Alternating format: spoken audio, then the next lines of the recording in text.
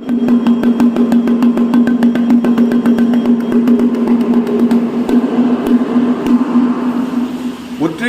மாநகர் உடையோய் போற்றி, உற்றுமாகிய முதல்வா போற்றி.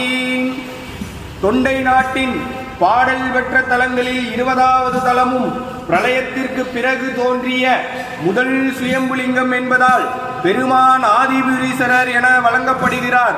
பிரளய நீரை ஒற்றி எடுத்ததாலும் வாசுகி பாம்பை தன்னுள் அடக்கி கொண்டதாலும் ஒற்றிக்கொண்டதால் ஒற்றீசர் புற்றிடம் கொண்ட பெருமான் படம்பக்க நாதேஸ்வரர் எனவும் தலத்திற்கும் இவ்வூருக்கும் ஒற்றியூர் என பெயர் வந்தது.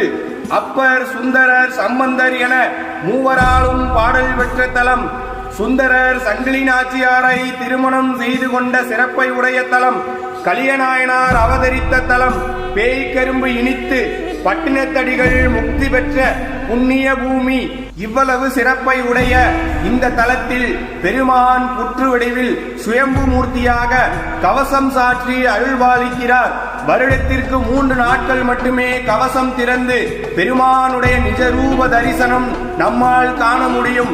இந்த வருடம் வருகின்ற டிசம்பர் மாதம் 4ஆம் தேதி மாலை 6 மணி முதல் 6ஆம் தேதி இரவு வரை பக்தர்கள் தரிசனம் செய்யலாம்.